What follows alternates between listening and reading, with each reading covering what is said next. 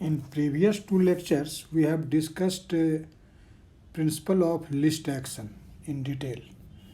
Now, today we are going to discuss the different forms of principle of least action. In fact, in this regard, we will see the principle of least action in terms of arc length of the particle trajectory. Then we will see the Jacobi form of principle of least action, and finally we will discuss the Fermat's principle in geometrical optics. So these are the three different forms of principle of least action, and now let us start the first form, which is principle of least action in terms of arc length of particle trajectory.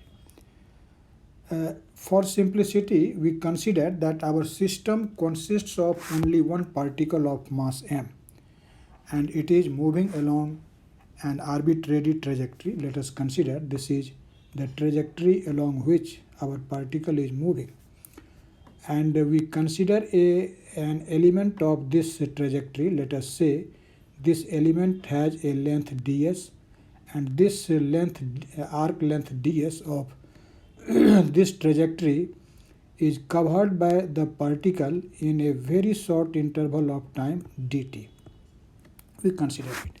As I have told you, we consider that our system consists of only one particle of mass m. This is for simplicity. So let a system consisting of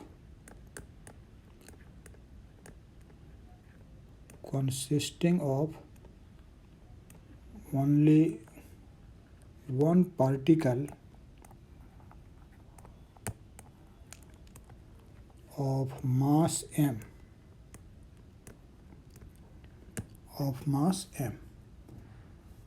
and we will find the kinetic energy of this particle.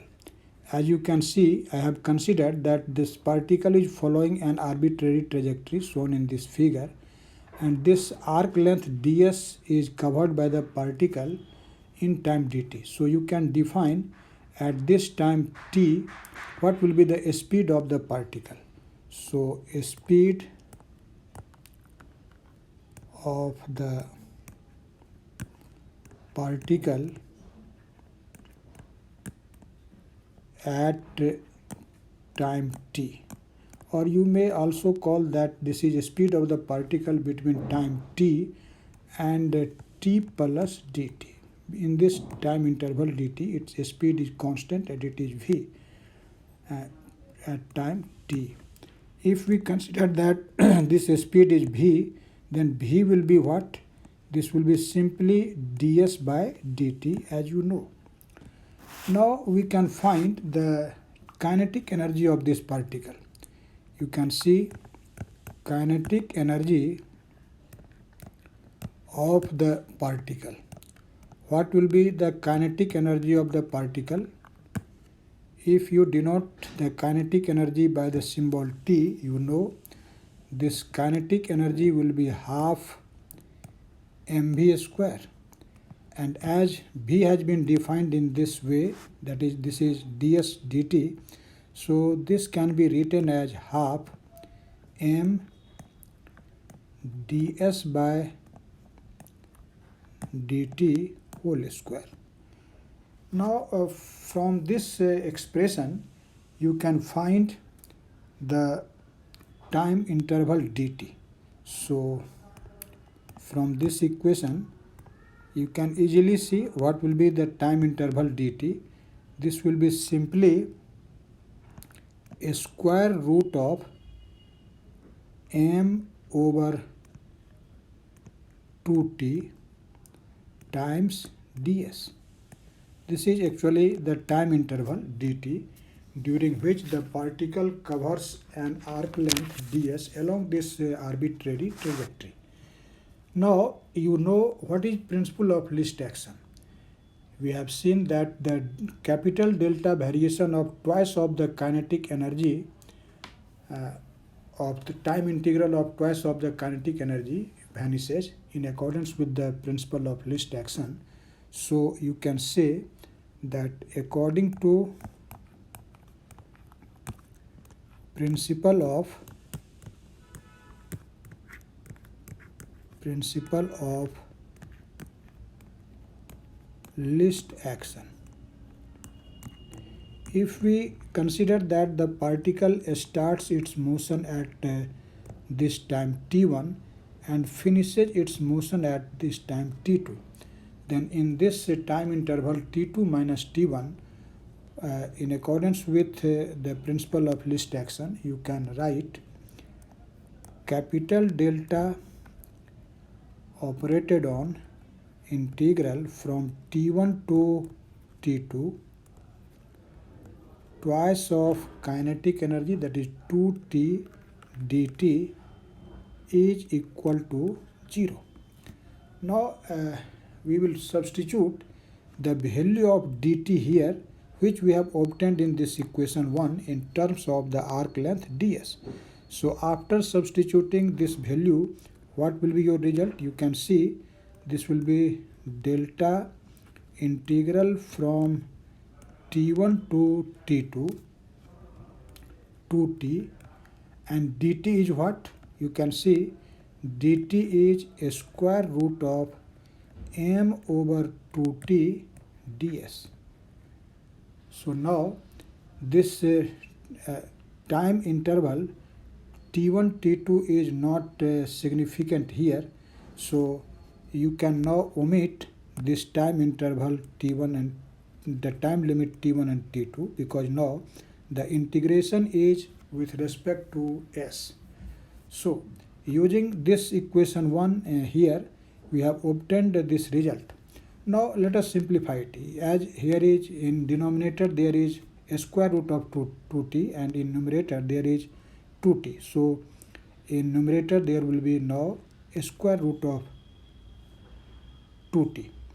So in this condition, what will be our result? You can see easily that this may be written as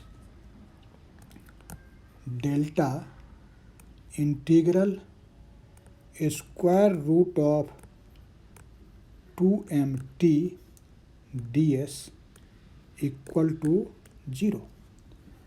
Now if we consider that the total energy of the system or the particle is E and its potential energy is V, then we can express this kinetic energy in terms of the total energy E and potential energy V.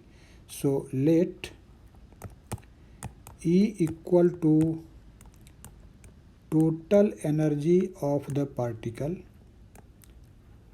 total energy of the particle, and we consider V is its potential energy of the particle. Then we know as E is equal to T plus V, so you can say that T will be equal to E minus V. So now let us substitute at the place of T E minus V in this equation. So you can say that delta integral root over 2m times E minus V ds equal to 0. And as you know, in classical mechanics, this m is actually constant. So we can take this constant factor 2m outside of the integral, and as in the RHS there is 0, so when we will divide by this square root of 2m to the 0, the result will remain 0. And so this will be delta integral E minus V's square root ds equal to 0. And let us say this is equation number 2. Now, as you know that this principle of least action is valid in case of conservative system, and for a conservative system the total energy represents simply by its Hamiltonian. So, as the system is conservative, and while dealing with Hamiltonian formulation, we have discussed that in case of conservative system the total energy E is equal to H, and this is Hamiltonian of the system. So, Hamiltonian of the system. So, you can write in place of E, H. Therefore, we can write delta integral square root of H minus V ds equal to 0, and say this is equation 3. Actually, this is one of the form of the principle of least action in terms of the arc length of particle trajectory. So this is the form which we have obtained here, and this is actually the principle of least action in terms of arc length of particle trajectory. Now we will see its another form. You can see here I have mentioned the another important form of principle of least action is known as Jacobi form. So what is this Jacobi form of principle of least action? Now we will see it. So number 2 is Jacobi form of principle of least action. Principle of least action.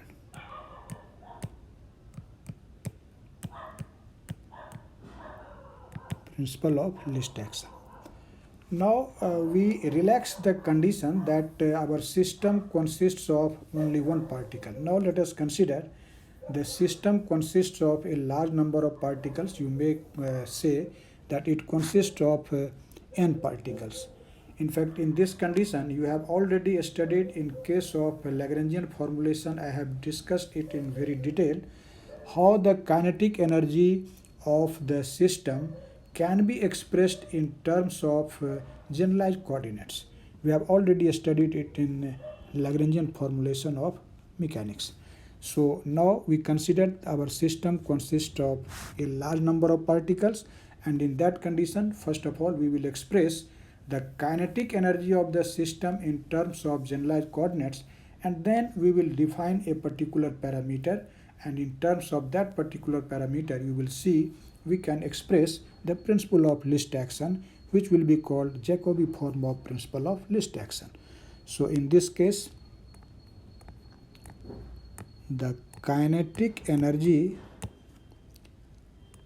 of a system in generalized coordinates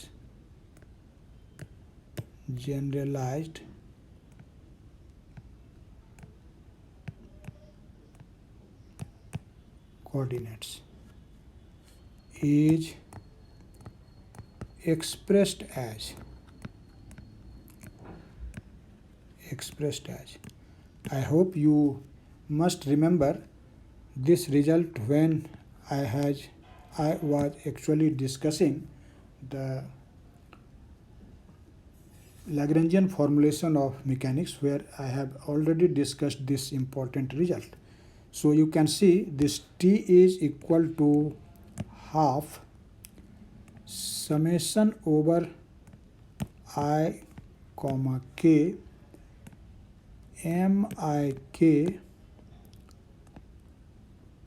QI dot times QK dot. Actually this is a quadratic term because kinetic energy in terms of a generalized coordinate is a quadratic term. And now you can write this expression in this way. This is half summation over I and k mik, and this qi is written as dqi by dt. As you know, this is generalized velocity, and this generalized velocity is simply the time derivative of generalized coordinate. So qi dot is defined as dqi by dt, and similarly qk dot is defined as dqk by dt. So you can write this expression in this manner. This is half summation over I comma k mik dqi times dqk over dt square. So t is defined in this way in terms of generalized coordinates for a system. Now we will define a particular parameter, or you say a particular quantity rho, in a particular manner. Let us see its definition, how we define it. So let us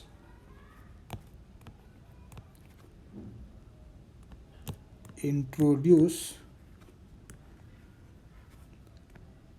a parameter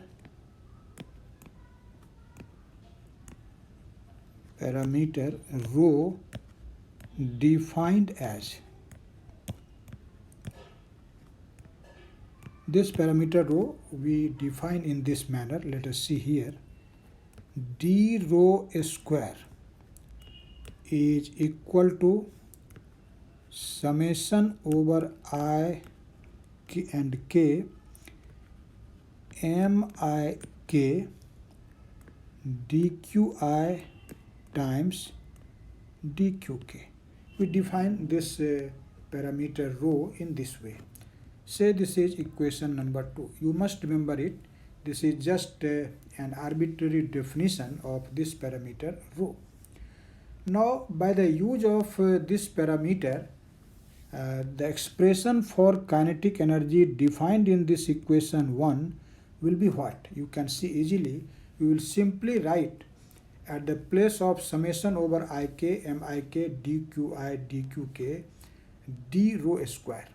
So after using this equation 2 in equation 1, the expression for kinetic energy will become what? You can see. Then equation 1 becomes, what will be now this equation in terms of the parameter rho? You can see easily.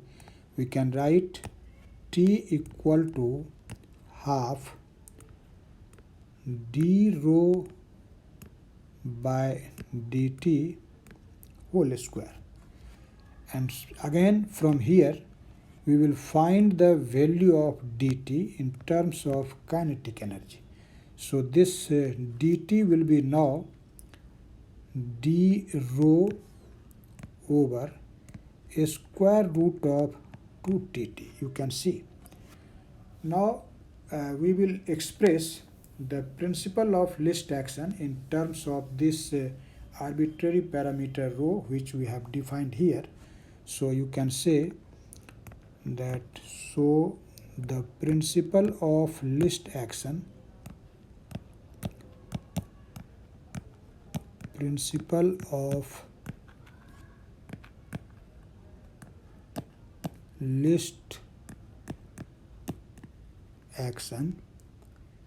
may be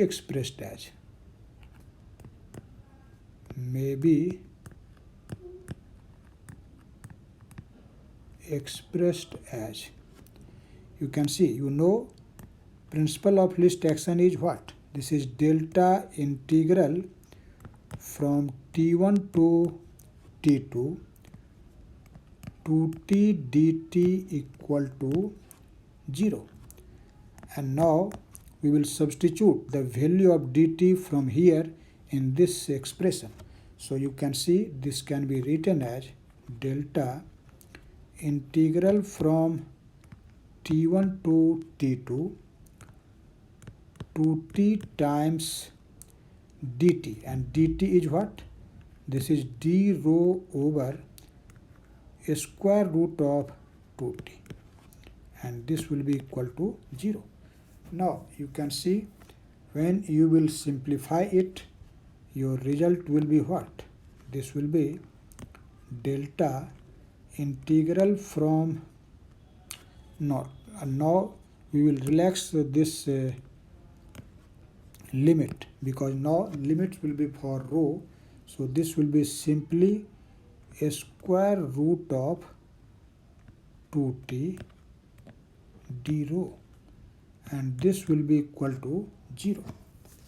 So now our expression contains the kinetic energy, and you know kinetic energy is simply equal to total energy subtracted by the potential energy. So we can write this expression in this manner. This is delta integral 2 times of E minus V. We have seen E is the total energy of our system and V is its potential energy, and d rho equal to 0. Now again, as you know that in case of conservative system, this total energy is simply equal to Hamiltonian, so we may write at the place of E Hamiltonian of the system. So this is delta integral square root of 2 times h minus v d rho equal to 0. And actually this is the principle of least action in terms of the parameter rho which we have defined, and this form of principle of least action is actually known as Jacobi form of principle of least action. So this is actually the Jacobi form of principle of least action. Jacobi is in fact name of a mathematician. So this is Jacobi form of principle of least action. So till now we have discussed the two forms of principle of least action. Now finally we will discuss the principle of least action in terms of you can say Fermat's principle, or in other words you can say we can express the Fermat, we can obtain the Fermat's principle of geometrical optics by the use of principle of least action. So what is this Fermat's principle? We can now see Fermat's principle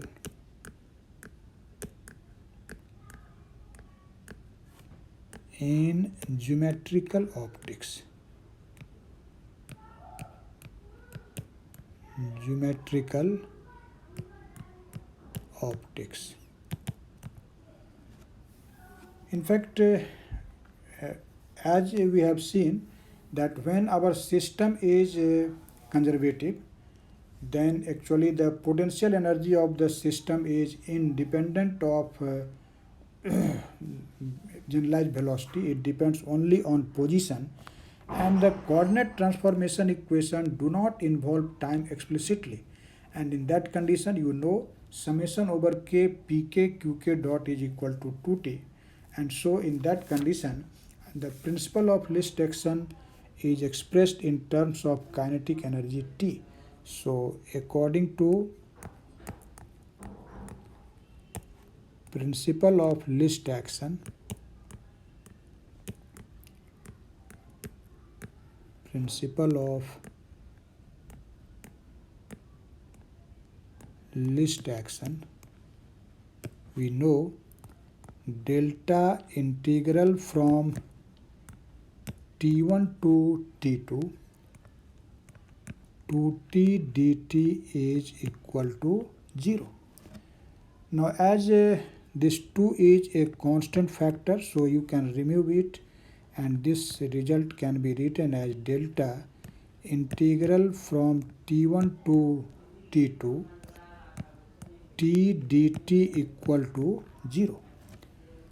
Now, if you consider that the system is not involving any external force, in fact, when no external force acts on our system, then actually, in accordance with the concept of classical mechanics, particularly the work energy theorem, you know the kinetic energy of the system remains conserved, because the work energy theorem states that when forces are acted upon on a system and work is done by the forces, then actually change in kinetic energy is equal to work done.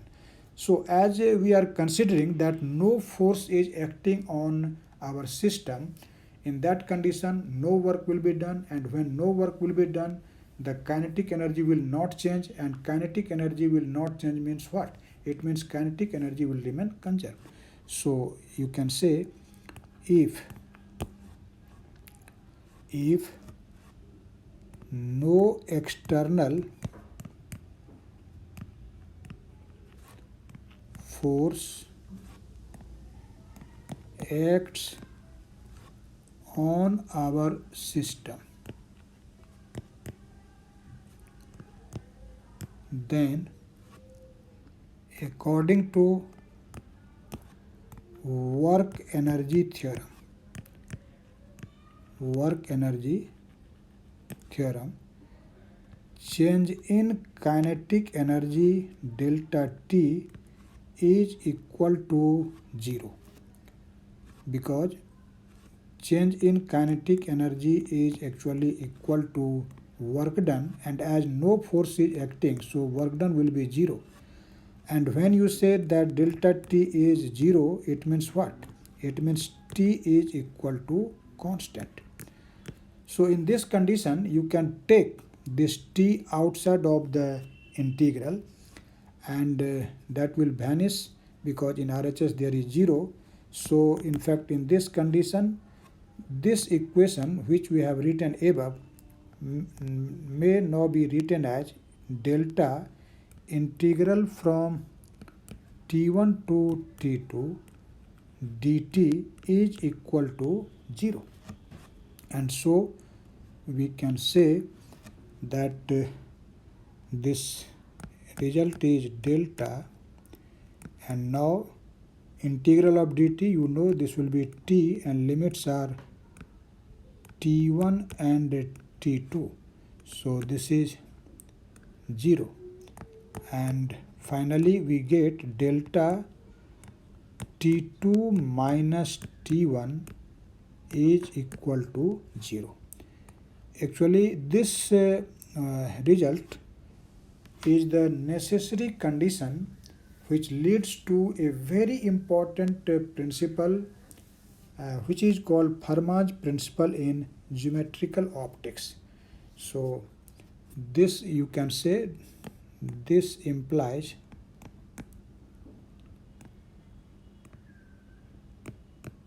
Fermat's principle in geometrical optics. In fact, Fermat's principle in geometrical optics states that when light ray travels between 2 points along such a path, then along a particular path or the actual path, then time taken by light is in fact extremum. So according to this principle, that time taken by light in traveling from one point to another